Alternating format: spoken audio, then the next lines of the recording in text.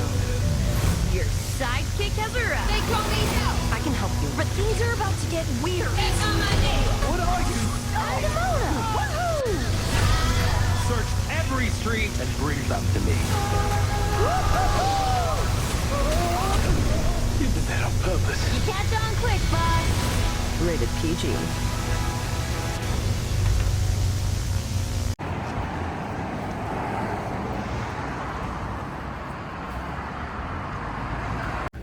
Hello guys, welcome back to my channel. Yeah, today's a little different because I'm here at this theater called the Harmony Gold. Kind of a weird name for a movie theater. But they're doing a Q&A for Netflix's Nimona. And I gotta say, I'm pretty excited to see the directors finally, because I've been wanting to see them in person for a while, but fortunately due to circumstances I couldn't, because, you know, I don't know, I guess time hates me now. I don't know, I've been dealing with stuff happening, but hey, I'm here today, so hope it's not too late to say hi to them at least, you know. Sadly, I don't have anything for them to sign, but there's not much of Nimona merchandise that they sell, but hey, that's how it is. So here we go, you guys. Okay, before we begin, I just want to give a major special thanks to my Patreons, Joseph, Michael, and PS. You guys rock.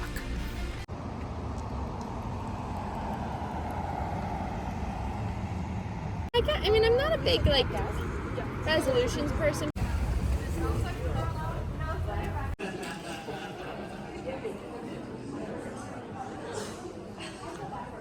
I mean, if I had 3 cars, I would be like, you get a car, you get a car, you all get cars. I mean it. This is a wonderful turnout. So, this movie is up for original animated film at the Oscars, and it had the most... You are a great audience. And it was up for 9 Annie Awards, the most Annie Awards this year. And it won 2 last night. It won for writing, for Robert L. Baird and Lloyd Taylor's script, and also for voice acting for Chloe Grace Moritz. And it is a gorgeous movie. It's a fun ride. There's a Q&A afterwards with the movie's directors, Nick Bruno and Troy Quane, and producers Karen Ryan and Julie Zackary, and the voiceover actor Eugene Lee Yang, who plays Ambrosius Goldenloin in this movie. So please stick around for that. Thank you so much. You guys are great. Thank you.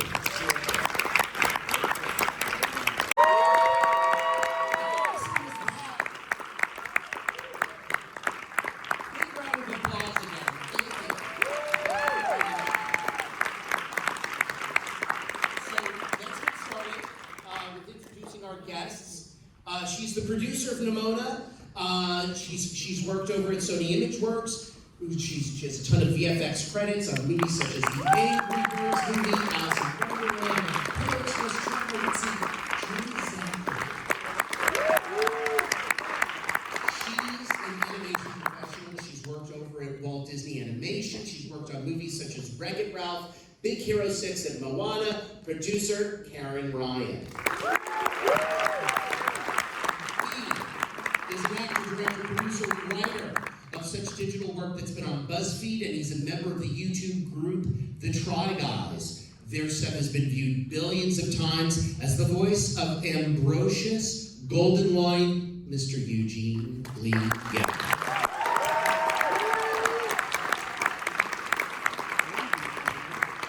And he's the co-director of the global grossing hit Spies in Disguise, and an animation vet. He's worked on movies such as The Peanuts Movie, Ferdinand, and Ice Age Collision Course. Nimona director, Mr. Troy Quane.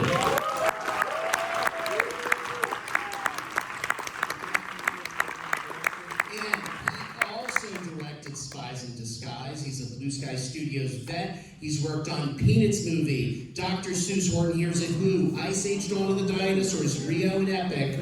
Nimona director, Nick Bruno.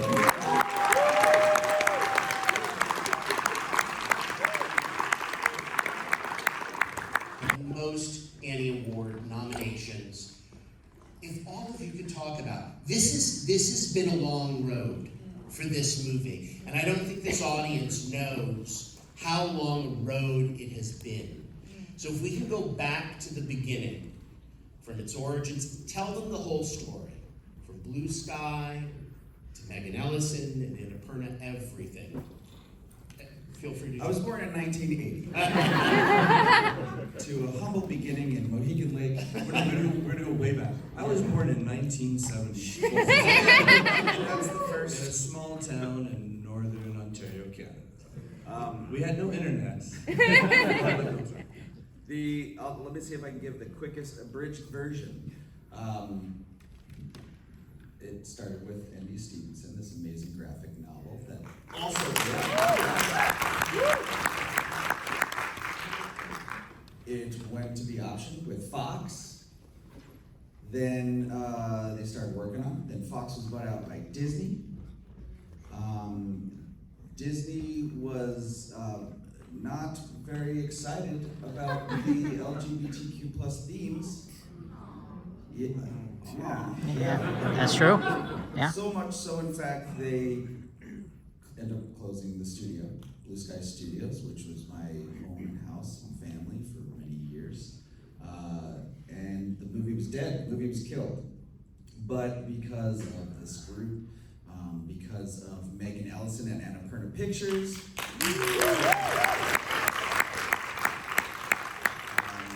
she saved the movie because she believes representation matters.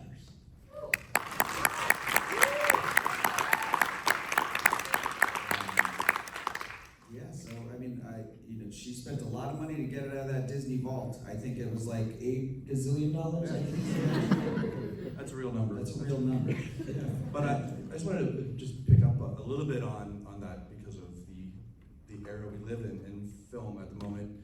And it was incredible.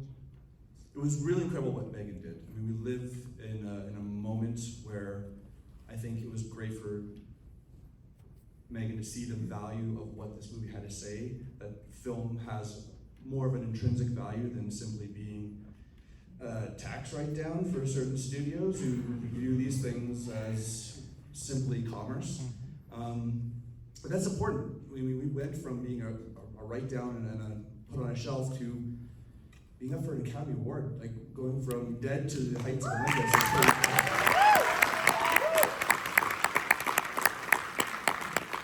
How far along were you in development when Megan saw it? Did you have any kind of rough cut? Yeah, I mean, it was one good thing we had our story reels. The movie you just watched is about 95% of what we had when Blue Sky was closed down. So we had our whole story reel cut. We had Eugene, Chloe, Riz, and a lot of the reels. We were about 75% through layout and 4 sequences, I think, approved through animation. You're 9 months away. We were about 9 months away from finishing the movie out the door. Wow.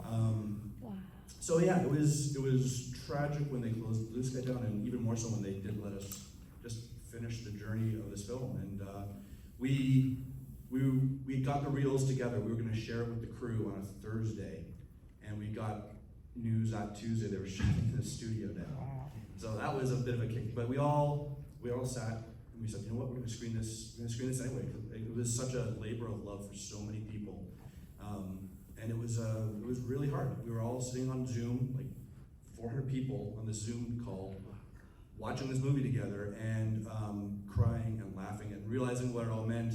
And no one wanted to hit that leave Zoom meeting button. One guy did. We know who it is, but we still don't. Yeah, it was really, and having to call Eugene and all our cast and say like, the movie's done, we're gone. And then it was definitely this moment of like, nah, we're not going quietly. I do want to add, though, that this is a group of filmmakers. We know how to make movies. We don't know how to sell them. We certainly don't know how to scrape them out of the Disney vault and take them on the road and show them to different studios. So we went quickly from filmmaking team to, what does turnaround mean? Figured it out and found Megan Ellison, who saw herself in that content and the strength of the reel she really connected with. But we started over from being in a giant studio with tons of resources. We had all worked our careers, Sony's, Disney's, Fox, all of these places where you have all of these departments and you can make a movie very comfortably within a studio system, we all of a sudden weren't independent. So not only did we shop the movie around and find it a home, but we made the movie by ourselves with the support of Annapurna and then Netflix. And the movie that you see on the screen is our movie. It is a response. These notes, and like Nick mentioned, these notes on, hey, let's talk about the themes, or let's change this, or we have a problem with, the gay thing, which was actually happened. We didn't get any of those notes. All we got was support from Megan and Netflix, and the movie that you see is the movie that we wanted to make, and she said, how can I help you? So that does not happen, and we're very proud of that.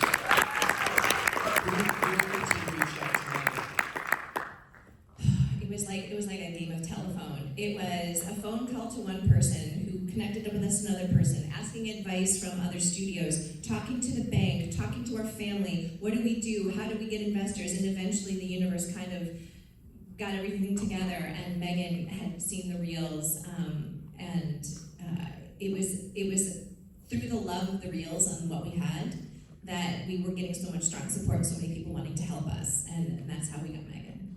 So quite often one hears on an animation film, you start off in one direction, you work on it for like a year or two, and then it gets scrapped and there's a whole 180 and it becomes a completely different film.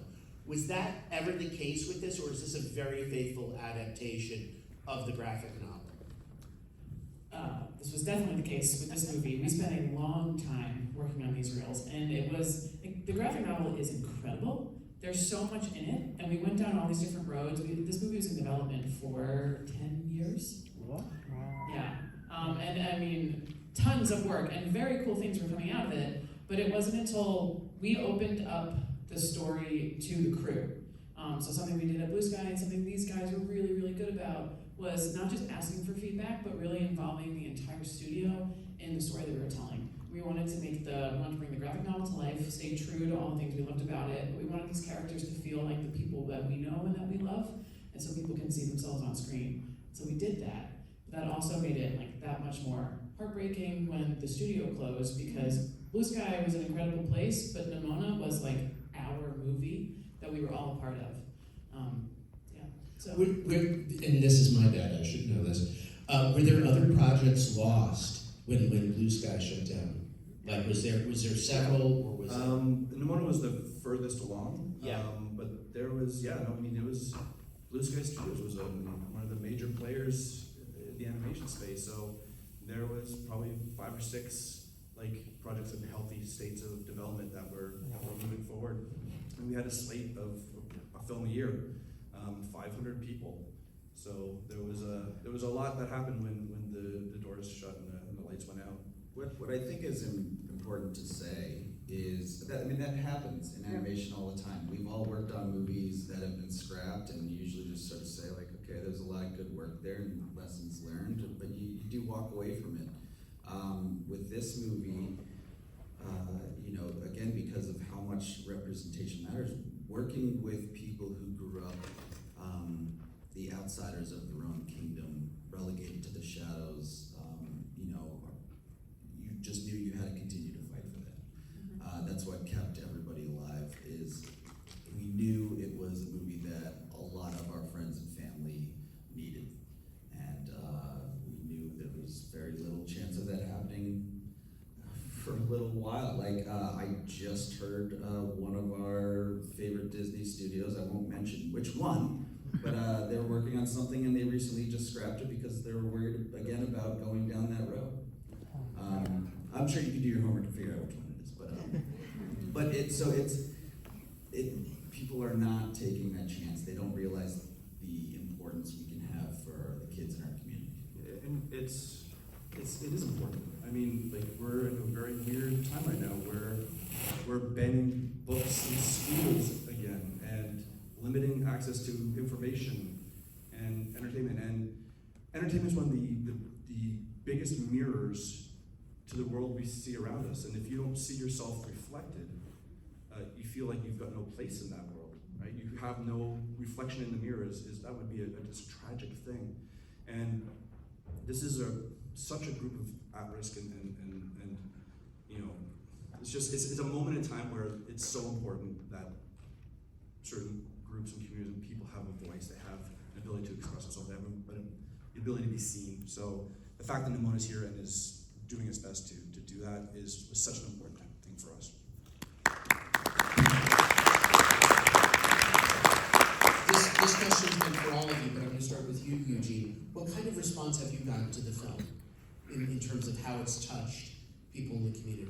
Well, it's been really incredible. I think, you know, a lot of the work I had done 10 years prior on digital was pretty front-facing with my queer identity. I've been in constant conversations and advocacy about like the nuance of representation on screen. You kind of hear from most things like, oh, this is the first time we have blank, and we also really love that there's like a queer kiss that happens in the background that they can cut for the foreign markets. Like, there's always some conversation about things being actually important, but when I was told about this project, when they approached me for casting, it felt already like it was its own little like rebellious, revolutionary project, because I was familiar with N.D. Stevenson's work. I watched all of She-Ra, I knew about Nimona and read it, and I was like, well, this is not just like, for lack of a better term, it's not a little gay, it's like really queer. It's like super queer. And I mean, the protagonist is essentially transgender non-conforming, like this is a non-binary story. This is a story that is rarely, if ever, told, especially in like a large feature animated platform. So seeing that sort of struggle to find yourself on screen was also represented through the production process. Like this idea of the little girl against this big machine and being able to overcome that, and not only overcome that, but to get to this point where it's nominated for an Oscar.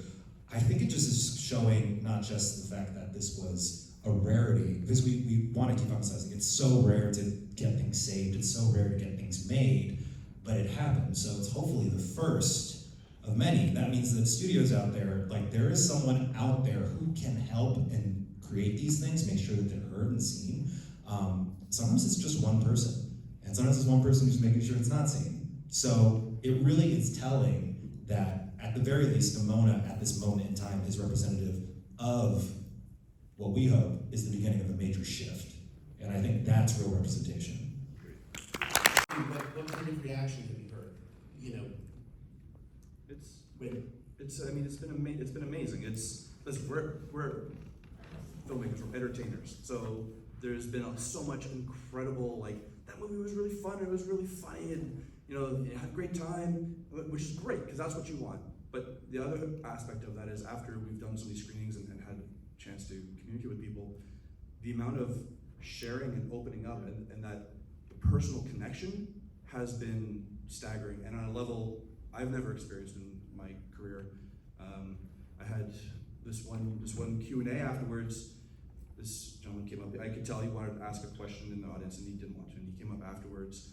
And he started talking about the third act. You just watched the movie, that Nimona approaching the sword. I mean, you're laughing, but you're crying, and then there's some really heavy sort of mental health sort of considerations. And he said, I was watching that moment, and then he stopped talking, and he just leaned against me and started sobbing and wrapped his arms around me. And I literally just held this stranger for about 5 minutes while he cried. And then he said, thank you. It was just, he was like, I'm in a much better place now. I feel seen, I feel strong.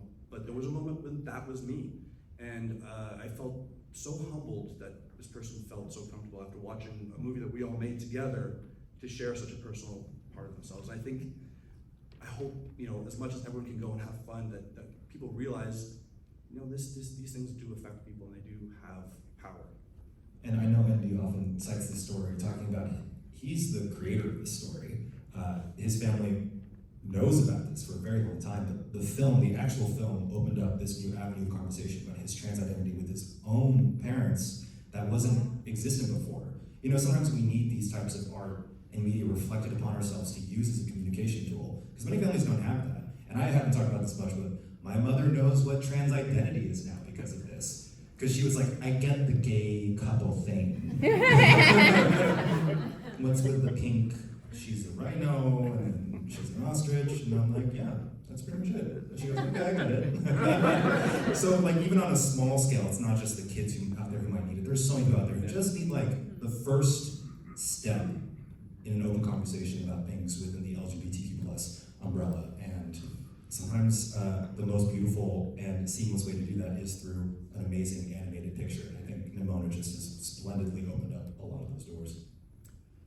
I would like to add something that's brought me a lot of inspiration and hope throughout all this. We talk a lot about how hard it was to make this movie and how many no's we got and like literal shutdown that happened to us. But the community, in the animation community, and the people, the individual people that we have met while showing this movie, while trying to save this movie, there's been this overwhelming support for what we're doing with this film. And this movie is just, it's joyful. People are coming up to us and sharing that they're feeling all these things, but they're also just having a really good time. Yeah. And like that's so inspiring to me that people wanted to help. Like we did not know what we were doing, and we tried really hard, but it was everyone that we met who wanted this movie to be seen, who saw themselves, and who wanted more content like this. And so I look at the no's we got from these big studios and from people telling us there was no place for this. Like our journey proves there is a place for this. People want so much more of it. We can do this. So we just have to keep making more content that we believe in and then supporting each other when we see that, and we will change this, and then this will be the majority.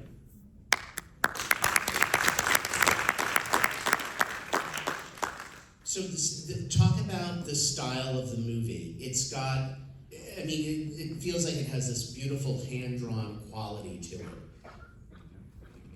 That's a true statement. No, we were very much, when coming up with the film, Patrick Osborne and Jeff Turley had done some amazing art, and one of the things that they wanted the movie to feel like is just even visually, it felt other than a lot of what you'd see in a typical CG film.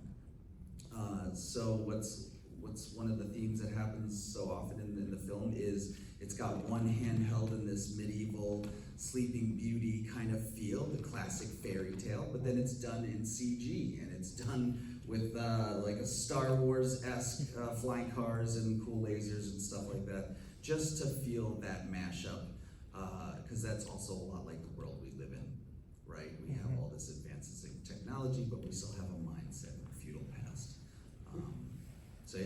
So it's great. It's a great view on our world. We're going to open it up to 2 or 3 questions for you guys because you've been great. Over here. Hi, yeah. So I know this is a very petty question, but how do you guys feel about getting an Oscar nomination and over Disney? Listen, I'll be very honest. We're artists. Awards are not going to make us feel better about what we do.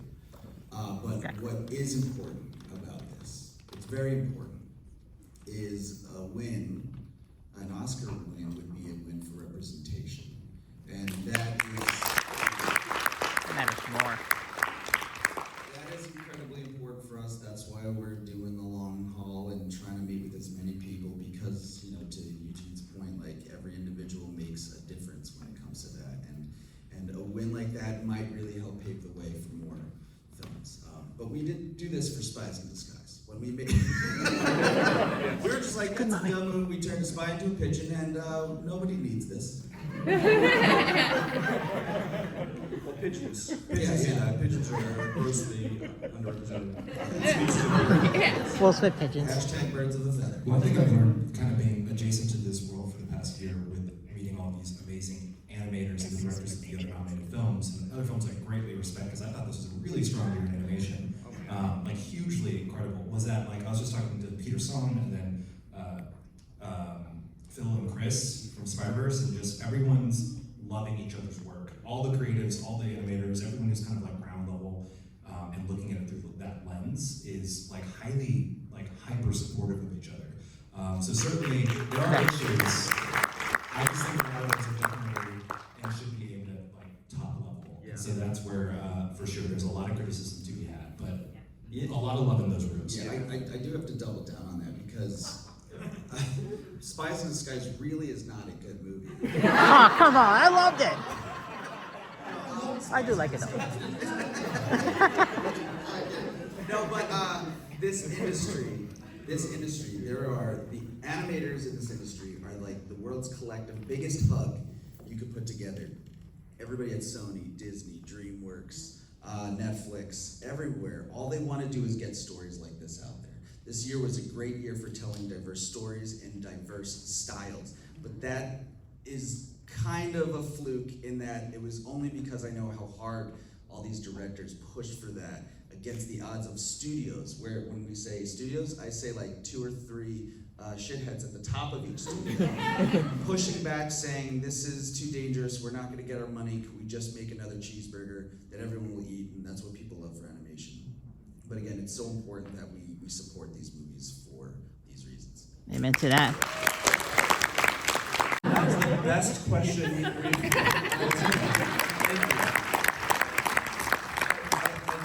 I know there was a question, but I just want to, like, it was important for us to follow up with truth, and like Nick said, and Karen and Julie, like, when you have a crew sharing personal experiences and stories and opinions, and you know what you have to do. You know, you want that honesty to resonate with an audience. I mean, we, in the third act, when Ballister arrives on that sword to stop Nimona, we had 2 pages of the most beautifully written script work. Like, Ballister was saying all the right things. It was wonderfully planned. I mean, Riz was gonna just, deliver the shit out of that speech. Like, it would have been incredible. And yet, talking to our group of animators, there was one animator who just honestly, in the middle of the meeting, said, like, I just really always wanted my family to say, I see you, right? And we were like, but here it is. How much more perfect? Like, that's all you need to say. That's all most people want, is just see me. Don't assume, don't apply from labels, don't take other people's words for it, just see me. And that one statement let us know how to drive Nimona's whole story. I mean, we could have put her backstory right at the beginning. Maybe we were trying to figure out where to do that. We could have had her say, no, but there's a reason, everyone's wrong. We didn't, because Nimona shouldn't have to explain herself. No one should have to explain themselves. That's for us. Just to see what someone is trying to say, what they're trying to be. Give them the chance, and let's go from there. And sometimes, like you just said, it takes one person. So it was, thank you. I know there was no question, but I just wanted to follow up on that because it was a really important thing for us, and I'm so happy that it comes through in the film that you just watched. Again, it's because we and Megan Ellison really believe in that representation and people seeing themselves in this material. Yeah. And that's been awesome to share that forward. So great. Are there more LGBTQ plus projects that you're working on in animation that you could share with us? Yeah, I mean, from this point on, I don't see why anybody should not have some element of that. Like, what's really important is whatever movie we make, it represents the world that we live in. It's very simple. So nothing specific, IP-wise, or the Gay Adventures of Nick and Eugene will be coming out.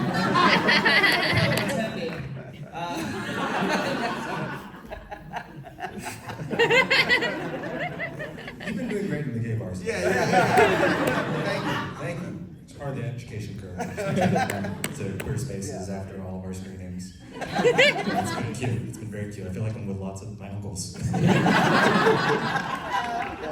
Cool uncles, not the other type. Thank you.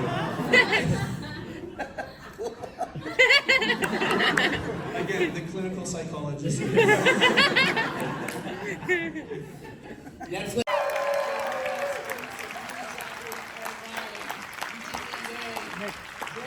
Nick Bruno, thank you. Thank you.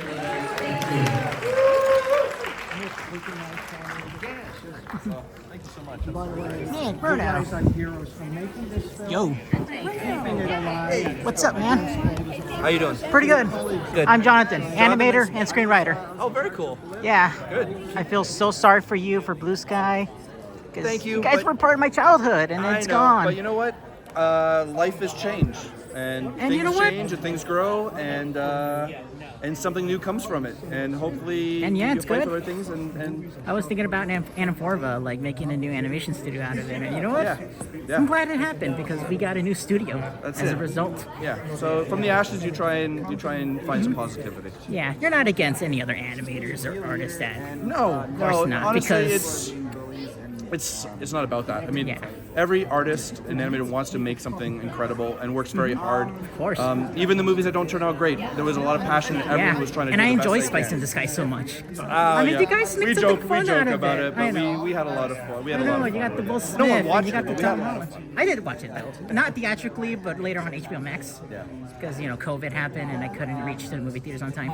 That's awesome. Yeah. Also, I'm friends with everyone at Disney Animation, so they'll be Very watching this. Oh, very good. Yeah. You want to say hi, everybody? Hi, everybody. Awesome. Yep. Well, thanks for coming to say hi. Of course. Great Q&A. Thank you. Great job on Excuse me for a second. Oh. these stories. Like I said, you guys are heroes in my Awesome. Making against all these odds. We're you know what, we're not heroes. It's all the people who have to fight every day just for their space to be themselves. Yeah, this is my first time seeing this, so I'm just Thank you so much. Thank you. I appreciate it. Oh, really? Yeah. Thank you very much. Oh, I guess I do.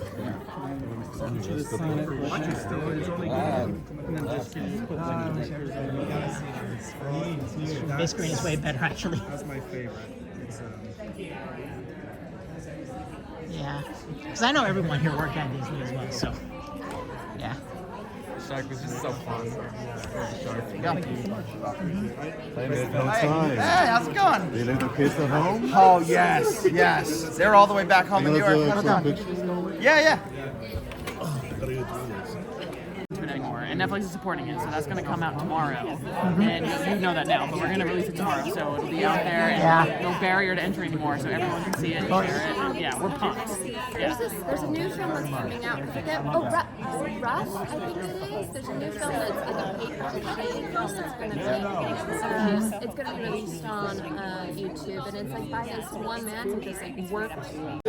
Yeah. Hey, how are ya? Hi, good. Nice haircut, man. Thank you. Yeah, I'm so glad we're getting more LGBT characters out these days. Yeah, absolutely. Yeah, Absolutely. it's just like, wow. I mean, I'm just happy to have all these, Yeah.